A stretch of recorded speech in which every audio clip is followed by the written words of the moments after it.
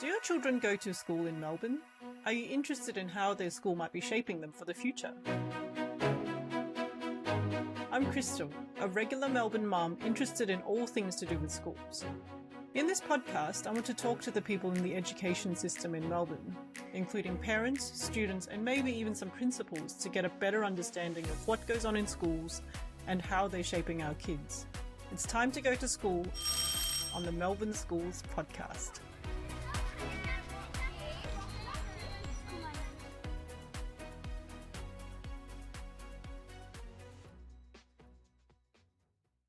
Hi parents, today my guest on the podcast is Hayley Jennings, one of our lovely sponsors and supporters of Melbourne Schools. Hayley is a psychologist and founder of Step by Step Psychology with clinics located in Blackburn and Nunawading. Hayley has 18 years experience of working in psychology with young people and has a passion for helping families take steps towards a brighter future. She founded Step by Step Psychology over 10 years ago. In her spare time, she's also a very busy mum to 3 young children. Welcome, Hayley. I'm so honoured that you set aside time for this because I know that you're ultra busy with your work and your kids and juggling everything. No, thanks for having me, Crystal. So just to get us started, I'd love to know a little bit more about yourself.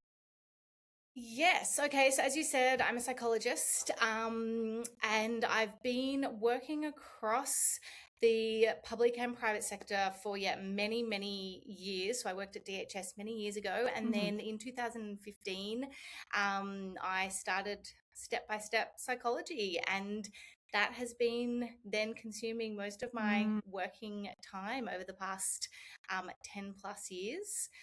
And then in my spare time, I'm a mum to 3 girls. So my oldest is about to turn 9. And that's just really interesting juggling the two, but it's a lot of fun as well. Wow, you must have not a lot of spare time. Not a lot, but we make it work. Okay. Just to start from the beginning, what made you get into psychology and want to become a psychologist? Because I know, I actually have a lot of young people that I know that want to study psychology. So I thought maybe you can give them some tips or... Yeah. So when I think back, I think it actually started with wanting to work with children.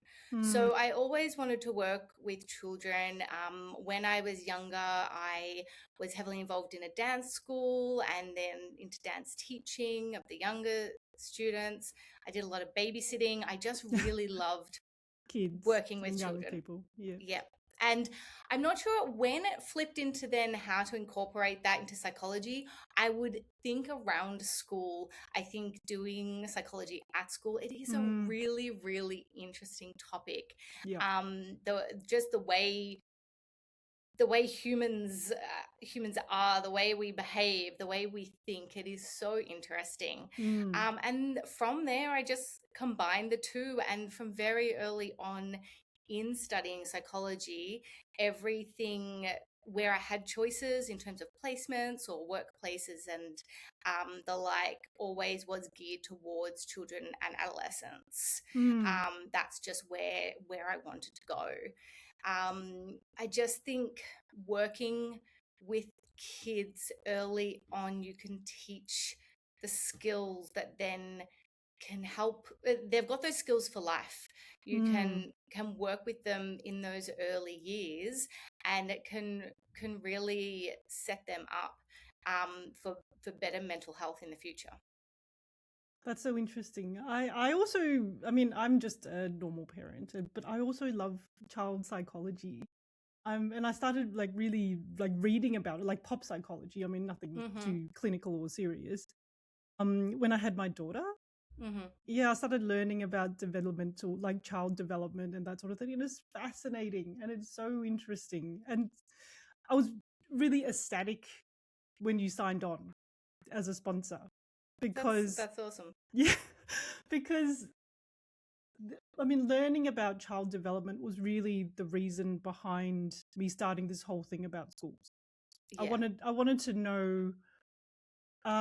know like how these schools as organizations understand children and are they guiding them in the right place or not, you know? Absolutely. Yeah, Yeah, so I find it really fascinating, just like even knowing a little bit about it.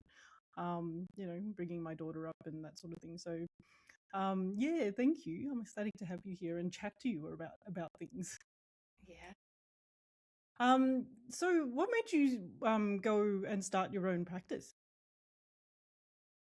Oh, that's a good question. Starting my own practice, that I think like anyone who starts a business in some capacity, it usually comes from something they want to do or a way they want to do things. And I had visions of how we could really support these children and families in ways that I was struggling to do in the places I was working. And some of that, it's just, I spent a fair time at DHS, and obviously you've got a lot of red tape and boundaries and rules. And I just Mm, really wanted to be able to do something the way that I wanted to do it. And then it started off just as myself, but then we continued to grow and more people joined on, and then that was really cool because we're able to support and facilitate a team with different areas of interest and experience to then be able to serve a wider section of the community. But it's been a wild ride, but it's really nice. so step by step is children and adolescent psychology. You specialize in that? Yeah. Yeah. Yeah. So children, adolescent focused, and then anything that comes along with that. So parenting work, school liaison and Mm, consult. So anything that really relates to the child, that's we work where we're needed. hmm. So it's been 10 years since you started, or more than 10 years, is it? Yeah, a bit over. What would you say like are some of the trends that you've seen in those 10 years? So more, mm, more recently, I would say we see more challenges around like anxiety Mm, has always been there, but definitely an increase in children experiencing anxiety and at a younger age than previously. Separation anxiety, especially in some of those younger ones. School can't, which is also called school refusal, but school can't, where the kids are really struggling for a multitude of reasons into getting to school, perfectionism. So, all of those things that come into the broader term of anxiety is really something that has increased. I would probably say that scarily in society, mental health concerns across the board have increased for children and adolescents. I was trying to reflect on some contributors for this, and no one really knows, but yeah, social media, COVID. that COVID Yeah. definitely, the increased pressure for that, the perfectionism side of things. I think it all plays a role, and yeah, and unfortunately, there are a significant number of children experiencing mental health challenges. Um, on the flip side, an area that has developed increased awareness in a positive way is the awareness of neurodevelopmental differences, Hmm. autism, ADHD, learning disorders, giftedness. And I see this as actually a positive trend that's happened, because with increased awareness comes increased support for those kids who need it. So um, that's been a really good thing that has happened.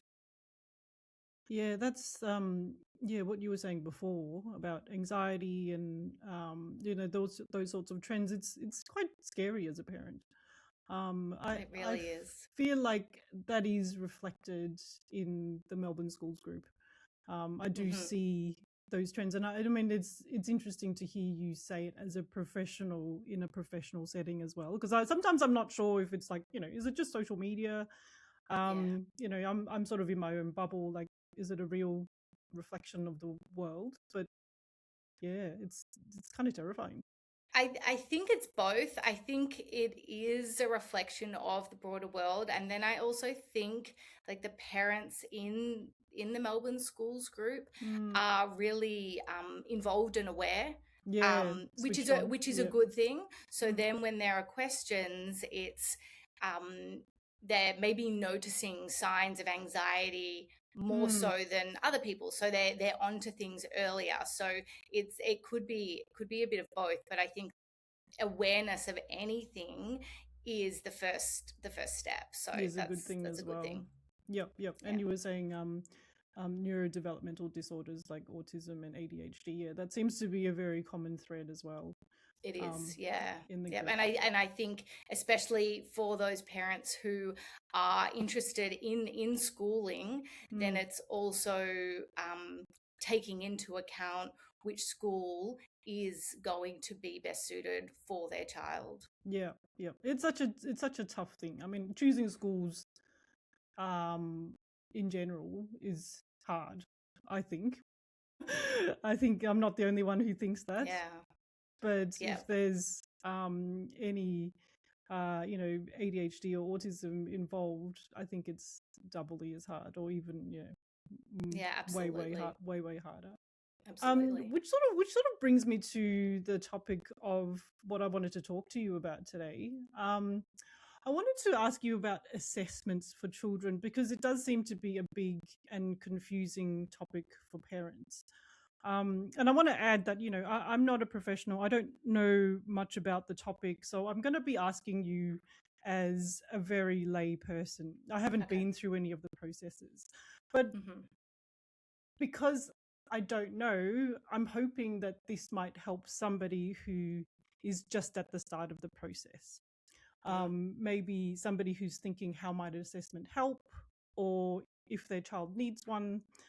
So hopefully we can help somebody who's sort of thinking about it right at the start. Yeah, absolutely. Absolutely. Um, so can you tell me what kinds of different assessments are there that you do at your clinic? Yeah. Okay. So, at our clinic, we do assessments for quite a range of things. So, the most common would be autism assessments, ADHD assessments.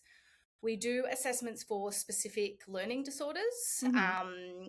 We do cognitive assessments, which is like an IQ assessment, Mm-hmm. and they are also part of the other assessments quite often as well. And also assessments for giftedness Mm-hmm. and more general academic or learning assessments. So maybe not necessarily looking at a diagnosis for a learning disorder, Mm-hmm. but just trying to get further understanding of a child's strengths and weaknesses, maybe if they're struggling in a particular area, of how that looks. Mm-hmm. So would you be able to divide those sorts of assessments into, like, in my head, I've sort of divided them into like neurodiversity assessments and then Mm-hmm. sort of learning assessments. Would that Mm-hmm. be sort of the two areas? Um, Kind of. kind of.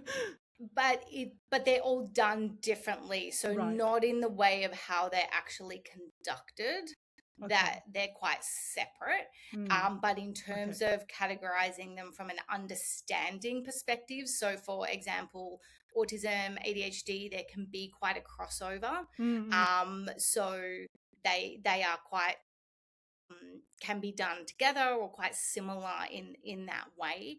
Mm-hmm. Yes, compared to a specific learning disorder, Mm. is quite separate. That's quite different. Okay. Yep. Yep. Mhm. Okay.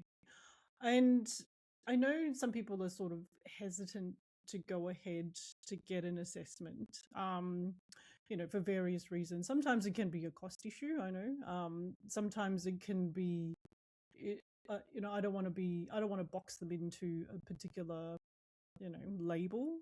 Mhm. Um, but what would you say is the benefit of getting an assessment?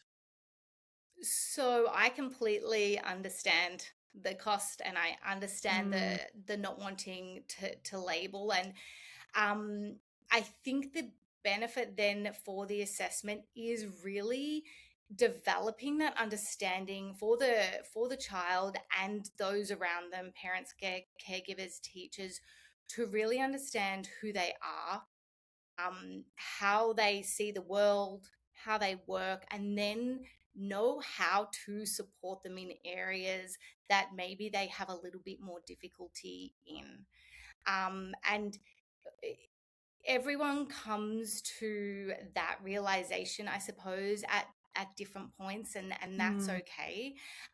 But we do see so many children when we do the assessment, and whether we're working with them and explain the diagnosis, or the parent does, and we get fed back the information of almost relief, especially for some of the older, maybe young adolescent age, where it's a relief of, oh, that's why I find this so hard, or that's why I struggle in this area. And having that knowledge gives them that sense of understanding of themselves and who they are, and then it gives the opportunity to put strategies and accommodations and supports in place to help them.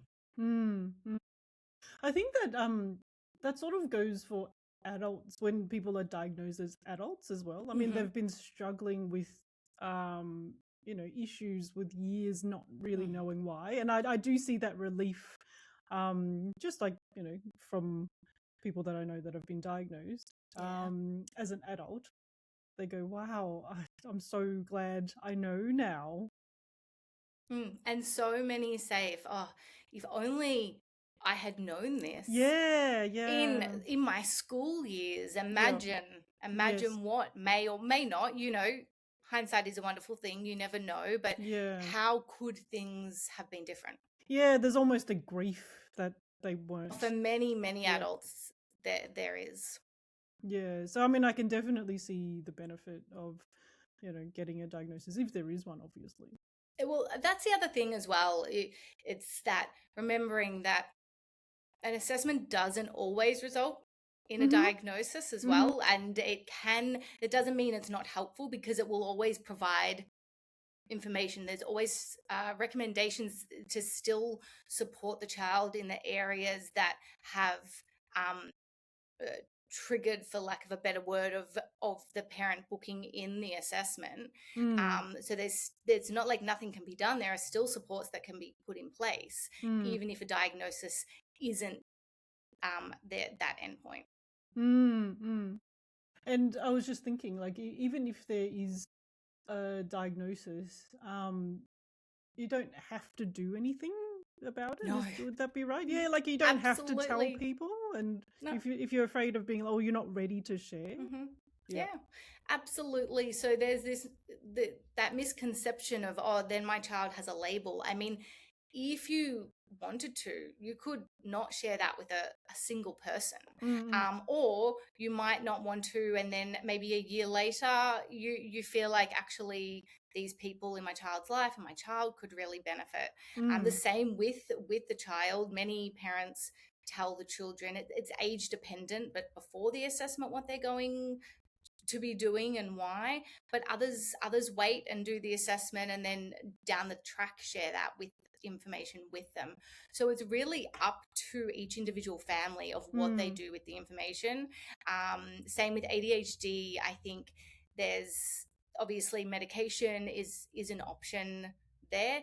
Not every family wants medication, and they don't.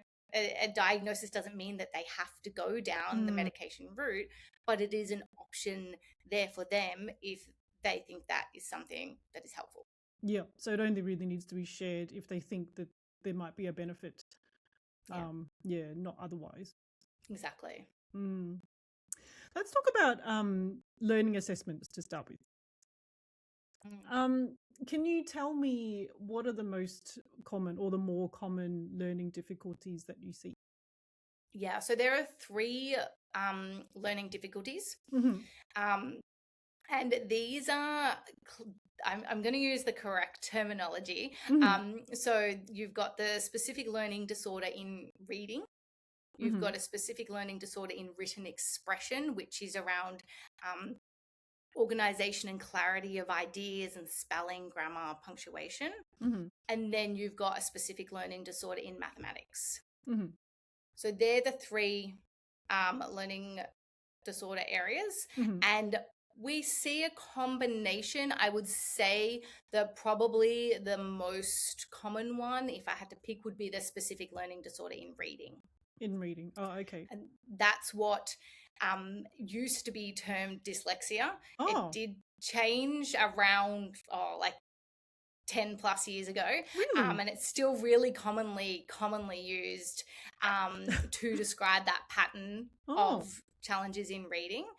But that's what a specific learning disorder is. Oh, okay. So we don't use those terms anymore. So I was actually going to ask you using those terms. Is this what you mean? Technically we don't. When we're diagnosing, it's the specific learning disorder in reading or written expression. Okay, that's a bit of a mouthful. Yeah, it really is, and I think that's part of the challenge of why the transition has been difficult, and that transitions just take time with terminology. Okay. Why the change in terminology? That's a really good question. I think it was to more accurately describe the challenges specifically, and trying to refine the definitions. But I'll have to look into that one for you. I don't actually know, but it was around like 2013, I think, when the new diagnostic manual was released. But they're still used concurrently. Right. Are we allowed to use them? Yes, we can. Okay, can we say that? Because we can. Okay, so so the difficulty in writing would be dysgraphia. Would that be right? Yes. Yep. Yeah. But you go through the rest, I think. And then so there's the reading, which is the dyslexia, which is common. The written expression, dysgraphia, and then the mathematics is less common. But the word that was previously used was dyscalculia. Oh, that's right. Which is a bit of a mouthful. Yeah. Right. Okay. Just to be a little bit clearer, when we're talking about it, or for somebody listening, Yeah. Now I'm going to ask you about this: what signs a child might have if they could benefit from a learning assessment. So this might be a bit confusing because you might have to go through all three of them separately. Look, I would say there are general signs. Okay. And that would be difficulty in engaging in learning. And maybe that is in one particular area. So if a child is having difficulty reading, then they're not going to want to do it. So that you might be having, in the early years, there might be very hard to get them to do their reading practice at home. So they're not going to want to engage in something. As they get older, it's the continued difficulties with making progress. So even if maybe they're getting some support or specific tutoring, or the school is aware and putting things in place, but the progress rate just isn't matching maybe what would be expected for the supports they're getting, that would be a flag.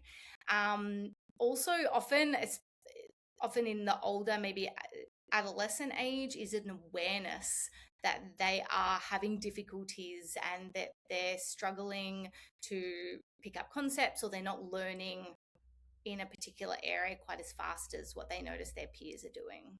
A self-awareness. Yeah.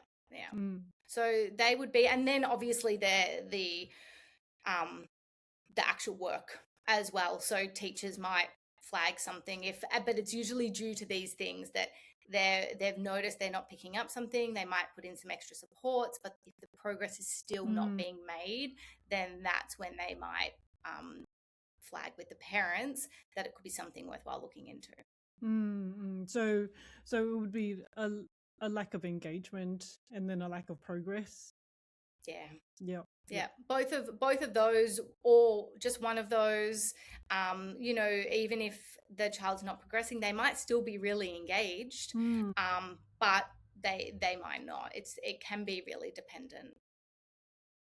What would you say is a good age? Because I mean, I'm sure like if the child is really young, I mean, a lot of parents sort of sometimes I see a lot of parents going, they're not engaging with their reading, but they're only 5 years old. I mean, Yeah. I mean, when would a good age be to sort of be able to diagnose something like? Yeah, you make a really good point. For a learning disorder, you really would be, unless, never say never, like there might be some really clear signs, but usually you would want a couple of years of school. Right. You want to be able to have that support, that learning. Yeah, maybe the 5-year-old's not wanting to read because they just don't like sitting and they Because they're would prefer to 5. be out running around and they're 5. Yeah. So it's not that you go, oh, my child's not engaged, we need to go and get them assessed for a learning disorder. There's so many factors there, but generally as early as you pick it up, but after that early primaryhood years. So around say grade 2 or 3 Grade would 2, be beginning of grade 2 probably. Yeah. Maybe concerns might be raised mid-grade 1. You monitor, you see how you go. And then if it's still there, then might be time to look into an assessment.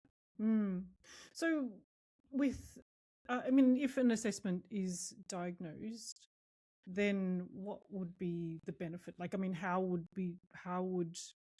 things change for that child? Yeah. So if a learning disorder is the outcome and is diagnosed, then the outcome is getting the supports in place and the accommodations in school for learning. So there's targeted intervention that things have changed recently with the change to science of reading for learning phonics in schools. So this is a better way for teaching phonics. So that's a really positive thing, because what that means is that children who may be later diagnosed with that learning disorder in reading are getting the phonics taught in the really, really structured way, which is beneficial for them. Is that the same as explicit teaching? Yeah. Yep. Right. Yep. So the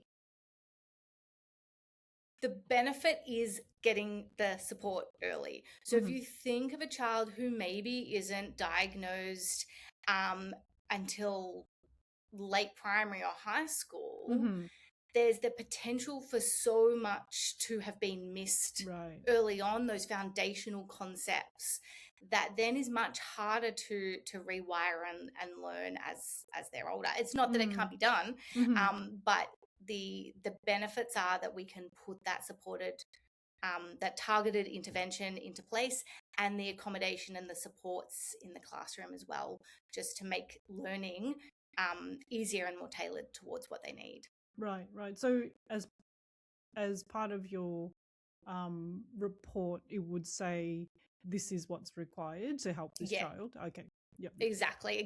So it would go through. So reports would generally have recommendations for approaches or interventions that they can engage in, but also recommendations for schools and how the school environment or the teacher can set things up to be able to support that child to learn.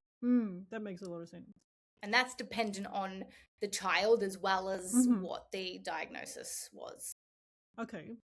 So say I was a parent and I suspect there may be some learning difficulties. What would be the process to get started? Like, do I need to see a pediatrician first or the GP, or how does it work? Very good question. Okay. No, you don't need to. So you don't need a GP or a pediatrician. Okay. For learning difficulties. You don't actually need a GP or pediatrician to see a psychologist at all for anything. It just depends more on the funding options and Medicare rebates. So it gets a bit confusing, but no, technically you don't need to see anyone first. You can call up and say, the teacher has raised this with me, or I've noticed this, I've got concerns. And the most common path is that the parent would book a parent session, go through everything with the psychologist, school reports, concerns, maybe some examples of handwriting, whatever the concerns may be. And then the psychologist would talk them through the process and help guide them as to what the best next steps are. And then go from there, whether that is booking an assessment, or that might be let's monitor for 6 months, or let's see how they go with some specific tutoring, and then we can come back and chat again. So there's different options. Okay. So if you book in with a psychologist, they would be able to tell you if they would recommend an assessment. So yeah. So some families book in knowing that that's what they want and that that's what they need, because it's maybe being recommended from a pediatrician, or it has been clearly recommended this is what you should do. Other people are more unsure, and it's more of a I think something's going on, but I don't know. And then we can help with that too. Yeah, radio. Okay. And psychologists the only professionals that do this kind of assessment, or do pediatricians do it too? No, psychs do it. No, pediatricians don't do it. It's quite quite lengthy, quite a lot of time involved, and pediatricians do not have that time or the knowledge. Okay. And is it, sorry, I'm going to ask very detailed questions. No, that's fine. When the assessment is being done, is it just the child that's involved, or do you speak to the parents and the teachers and stuff? Like, how involved is the whole thing? Yeah, so the parents are definitely involved at the beginning. We need to get that developmental history, all of the concerns. The actual assessment with the child is done with the child, and they're standardized tests, so they don't change between psychologists. That's what we do. Then for learning difficulties, typically the teacher would be contacted, maybe a conversation, maybe a questionnaire, maybe an email, depends on the teacher's preferences and what else they've got going on as to how that happens, to get some insight, but not always, because the learning disorder, it really can be, it's quite clear. It's not environmentally it's not changed according to whether they're at school. It's not dependent. Thank you for the word. It's not dependent on the environment. So we do a cognitive assessment and an academic achievement assessment, and we look at those scores, and plus that simplifies things. There's a few other things that go into it, and then it's looking at those to determine whether there is a learning disorder present. Right. Okay. And it sounds like a pretty lengthy, like, process time-wise. Would that be right? Yeah. So in terms of the actual assessment, so they're usually a few sessions of around 2 hours. For a standard learning assessment, we would do a parent session and then 3 2-hour assessments with the child themselves, and then put together the comprehensive report, and then a appointment to go through all the results and the decision with the family. And then in terms of how long that process takes is really dependent. A week, it might be a few weeks if the assessment sessions are close together, or if they're a bit further apart for either the family's availability, psychologist's availability, then it could be longer. So it really is dependent. Yeah. Okay. Makes sense. I'm going to jump a bit. I'm going to jump to neurodiversity assessments, and then we can sort of bring it all together and wrap up about all kinds of assessments. I think that probably would make sense the most. So neurodiversity assessments, so we're talking about ADHD, autism, and also giftedness. Is there anything else that would be yes, I mean there's a lot that comes under neurodivergence, right.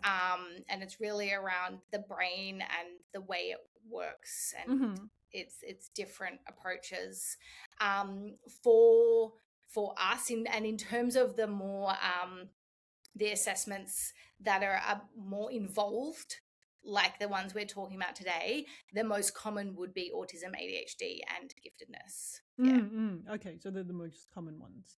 Um, I know that they can be really broad and quite hard to recognize, and quite different from each other, but also sometimes quite similar.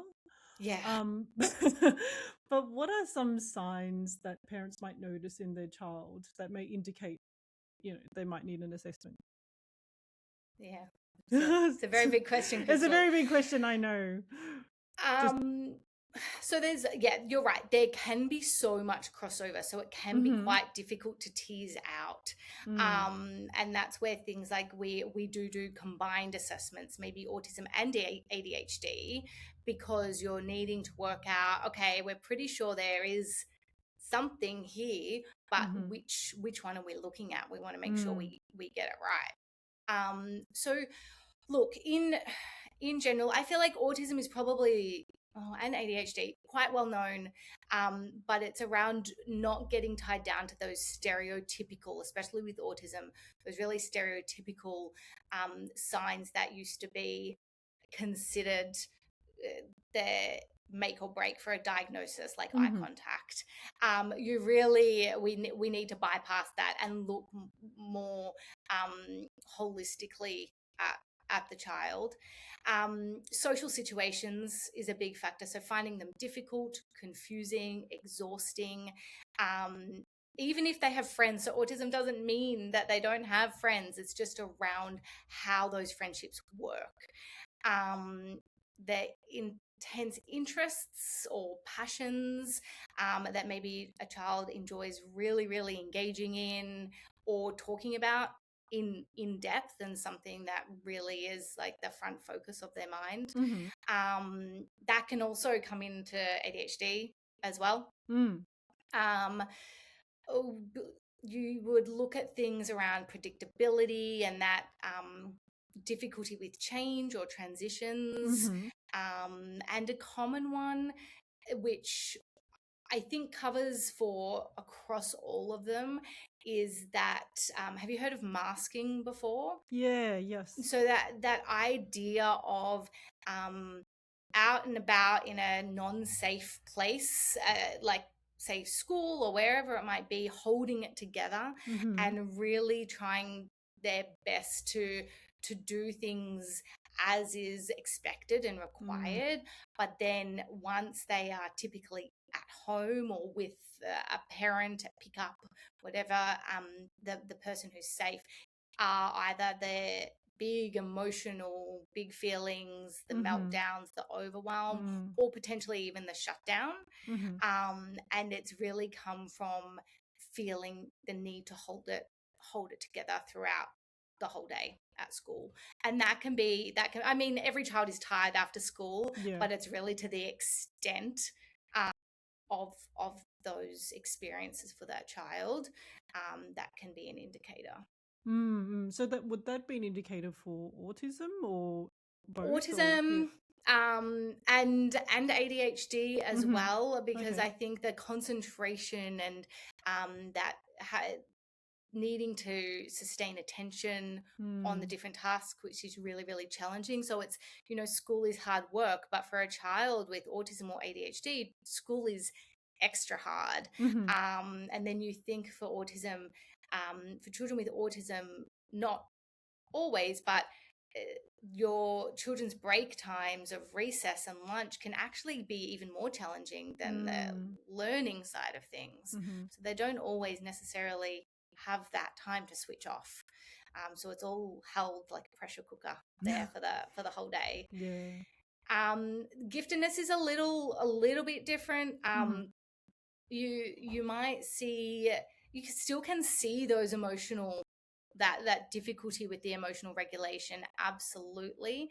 Giftedness early on, you parents might notice that their child might learn very quickly, and it's not just Mm, about rote learning they've been taught, but it's around needing very little repetition to pick something up, So they might just be told once and then that's it. Advanced vocabulary or problem solving skills is another really, really common one. And then at school, there is a tendency for them to maybe become bored or disengaged. If the learning isn't challenging for them, and that's really tough, because it's not that they can't do it, it's that it's not challenging for them. Mm-hmm. I heard there's a bit of overlap as well, or there can be a bit of overlap between giftedness and autism as well. Yeah, yep, they can all of them. All They of them. absolutely can be the overlap, Mm. definitely. So that's where you would go in with the giftedness into the term twice exceptional. Mm-hmm. And what that means is giftedness plus another neurodivergence. So Mm. maybe giftedness and ADHD, or giftedness and autism. And that's twice exceptional, or for short, if people write 2E? 2E, Yeah. that's another one. So would it be the same process, like if you suspect something like ADHD or autism or giftedness in a child, you would book an appointment to see a psychologist and they would tell you? They would. Yes, Yeah. so it it depends on if a parent comes to us and they say, "Look, I've got concerns. I think my child may be autistic. Can we look? This is someone Mm. suggested to get an assessment." But also, they're really advanced in their learning, and this is Mm. where they're at in their academics. Then we would talk to them about, look, are you interested in doing a giftedness assessment alongside the autism assessment, Mm-hmm. and adding in the extra part to be Mm. able to get a well-rounded picture of what might be going on. Mm. So usually it's parents sort of picking it up and then coming to you. Do you ever have clients that come to you just for like general counseling and then you go, there's something happening here? Yeah, I can Often. imagine. Yeah. All right. Yeah, often. So that's a conversation our team often are having with Mm-hmm. parents, and yeah, we work with those clients. Maybe it's just in one particular area that they're concerned, but then as we get to know them more, we're then also just naturally observing the interactions and that sort of thing. Then we would definitely, if there was something that we thought was underlying that we Mm. needed to share, we would definitely have those conversations with the families. Yeah. Yeah. Okay. And then is the process similar to the learning difficulties? They don't need to see a GP or a pediatrician first? Do they just go to you So or a this is where it psychologist? differs a little bit. They Oh, don't okay. need to. Right. They don't need to, Mm-hmm. but they can. Right. And it can be helpful, especially for ADHD assessments, especially if the family is thinking that they would want medication down the line. Okay. Then having a pediatrician, because we don't do that prescription. That's a Of course. Yeah. pediatrician that Mm-hmm. needs to do the medication. And for autism, so when families engage first with a pediatrician, then Mm-hmm. they can get a Medicare referral, which assists with the costs of the assessment. Right. Okay. And then they can the pediatrician is the overseer, Mm-hmm. and they might say, look, they could be the first person, the parents saying, I think this is going on, I'm not sure if it's this. The Mm. pediatrician might then say, look, it sounds like there's X and Y, let's hold off on Z. I recommend let's go and do maybe a speech assessment and a psych assessment, Mm. come back to me, and then the pediatrician makes that diagnosis based on the assessments. Right. Okay. So the first step would be to see a pediatrician. And to see a Yeah. pediatrician, you probably need to see your GP first, I imagine. Yes. Then to see Yep. PED, you need to see GP to get Right. the referral to the PED. Then the Yes. PED gives the referral for the assessments. I see. So it's I a see. longer process Got it. because it's the pediatrician wait lists are extremely long. Yeah. So it is a much longer process to do it that way. It can be more financially beneficial. Mm-hmm. So parents need to weigh up Mm. what's necessary at that time. Mm. And it can be good to be engaged with a pediatrician. It really depends on the concerns around what is happening, and having that medical um, opinion as well, and to be ruling out anything else. You know, the pediatricians will do their checks. They might send referrals for hearing and vision. Mm. That's really important to be able to just see if there's anything else as well. Yep. Yep. Makes sense. So, say we've got an assessment done, either for neurodiversity or for learning assessments, and then you have a report. It comes up with a report. So, what do we do with this report then? So first thing that I like parents to know is that we, as psychs, don't send their report to anyone without permission. We're happy to do it to make it easy. We're happy to send it to the P, the speechy, the school, whatever makes it easy for the family, but we don't do that without their permission. If they just want the report for their own eyes, that's all it goes to. It goes to the family. I think that would And be I think that would be a big relief for some people. Even if the school has been involved, you know, for ADHD assessments for children, for primary school children, we often do an observation at the school. But so even if the school has been involved, or even if the school are the ones who suggested the assessment, it goes to the parents, and then the parents decide what to do with that information. Right. Okay. Yep. And yeah, what else happens with the report? Yeah. So then, look, I think it's usually worthwhile to share that with the school. They're spending a lot of time with your child, right? So they want to know how best to support your family and your child. So we would generally encourage, unless there's other circumstances, to share that with the school.